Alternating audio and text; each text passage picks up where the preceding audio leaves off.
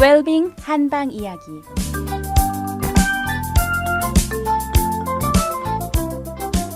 안녕하세요. 달피다니엘 원장 김동영입니다. 어제는 우리 한의학에서요, 진체를 통해 파악한 정보로 우선 그 병이 체표에 있는 것인지 몸 안에 있는 것인지를 판단하는 것이 아주 중요하다고 하면서 감기를 예로 들어서 설명한 적이 있습니다. 그랬더니 적지 않은 분들이 감기가 바이러스인데 무슨 바이러스를 죽이거나 아니면 바이러스를 내쫓아야지 땀을 통해서 무슨 바이러스가 몰려나가겠냐, 미신 아니냐, 이렇게 생각하시는 분들이 적지 않을 겁니다. 저 또한 마찬가지였습니다. 자, 한 예를 들어볼까요? 사실 여러분들 감기 중에 독한 것이 독감입니다. 그거는 특별한 인플루엔자라고 하는 바이러스, 그 변형을 잘 일으키는 바이러스로 전 세계 유행이 잘하는, 유행성이 강한, 전염성이 아주 강한 질환 중에 하나죠. 근데 사실 이 독감에 관해서 공포감을 느끼거나 무서워하는 분들은 없을 겁니다. 그런데 이 독감이요, 20세기 초에 유럽에서 발병을 해가지고요, 전 세계를 전염이 됐고 유행했는데요. 그 당시에 어느 정도인지 압니까? 유럽에서만요 2천만 명 이상이 죽었다고 지금 기록되어 있습니다. 그리고요, 전 세계적인 통계가 없어서 그렇지 최소한도 의학사를 연구하는 연구자들에 하면 3천만 명 이상이 이 독감으로 죽었을 것으로, 사망에 이르렀을 것으로 생각하고 있습니다, 지금. 그런데 이 독감의 특성이 하나가 있습니다. 현대역이 풀지 못하는 미스터리인데요. 이 독감이 걸린 보균자들이요, 그 당시에 지금 북반부가 겨울이었을 테니까요, 남반부의 더운 지방으로 가면 전혀 힘을 잃어버린다는 겁니다. 발병도 잘 안 되고요, 전염도 전혀 안 된다는 겁니다. 아니, 독감 인플루엔자에 의한 것이라면 어디든 그 전염이 되고 어디든 발병을 해야 될 거 아닙니까? 근데 독감 그 바이러스 보균자가 더운 지방에만 가면 전혀 힘을 잃어버리는 겁니다. 그리고 전염도 전혀 안 되는 겁니다. 청취자 여러분들은 어떻게 생각하십니까? 그 당시에 남반부에서는요, 그렇게 수천만 명이 전 세계에서 죽어가는데요, 전혀 한 명도 독감 걸린 사람이 없는 겁니다. 그리고 독감이 걸린 사람이 가도 전혀 안 일으키는 겁니다. 이게 현대의학이 풀지 못하는 미스터리입니다. 지금까지도 못 풀고 있어. 그 원인을 밝히죠. 그런데 옛날 우리 할아버지들은 뭐라고 그랬습니까? 이와 같은 독감이나 차가운 감기들은 다 원인이 차가운 기운에 있다는 겁니다. 차갑지 않으면 그 병이 안 생긴다는 겁니다. 자, 지금 독감의 경우는 어떻게 하죠? 더운 경우에선 전혀 일어나지 못하죠? 그러면 자, 독감의 원인이 차가운 기운이 맞습니까? 아니면 바이러스가 맞습니까? 여러분들은 어떻게 생각하시겠습니까? 여러분들, 우리가 감기가 걸릴 때는요, 몸이 으석으석 추운 걸 느끼면서 감기 걸리게 됩니다. 그죠? 옛날 할아버지들이 바이러스를 못 본 것이 중요한 게 아닙니다, 사실은.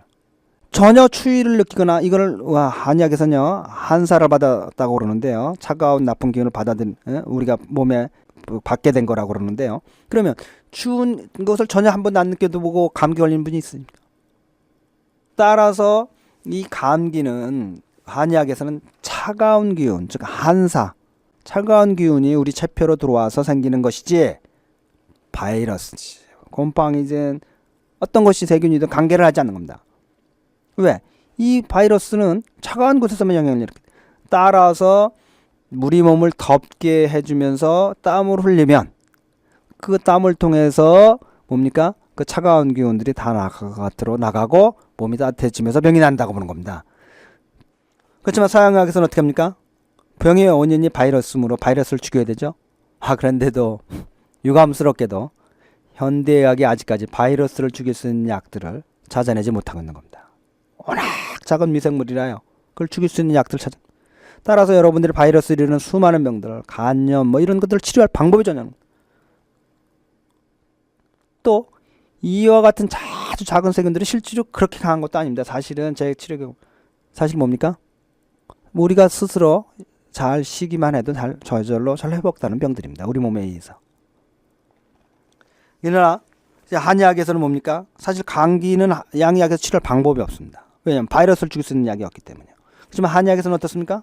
이와 같은 이론적 근거를 가지고요, 치료를 하게 되죠.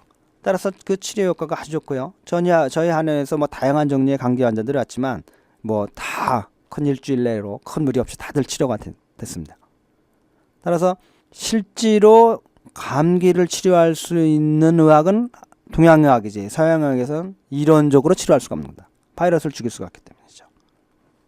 자, 여러분들, 청취자 여러분들 어떻게 생각하셨습니까? 감기의 독감의 근원적인 밑바닥을 보니까 이 얘기가 달라지죠? 동양의학이요, 이론적 패러다임이 이렇게 만만한 게 아닙니다.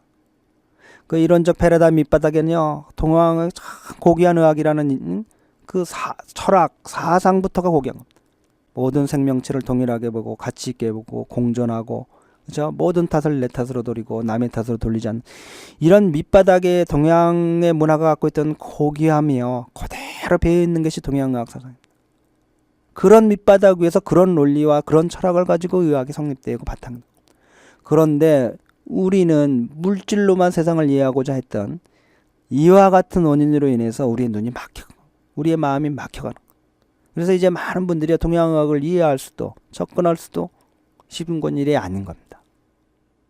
2000년도 미국에서 국민의 의료비 총 지출액 중에 서양의학인 정통의학의 치료한 비용이 50% 이하로 떨어졌습니다. 미국의 의학계가 충격이었습니다.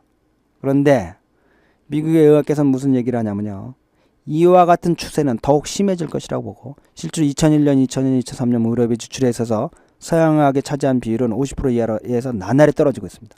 이제 서양 문화의 총 핵심이고 중심이고 총체적인 결정판인 미국 사회에서요, 전통의학인 서양의학이, 정통의학이라고 하는 서양의학의 지중이 점차 떨어지고 국민으로부터 신뢰를 잃어가는 겁니다.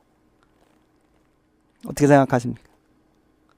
자, 여러분들 각자 한번 동양과 서양 이렇게 의학까지 다르고 보는 패러다임, 우주관, 생명관, 세계관, 철학관에 따라서 이 모든 것들이 달라진다고 하는 것을 우리가 볼 수가 있었습니다. 자, 오늘은 여기서 마치고요. 내일도 신비한 동양의학의 세계로 다시 가보도록 하죠. 모두들 건강하고 복된 하루 되시기 바랍니다. 달빛 안녕 원장 김동영이었습니다.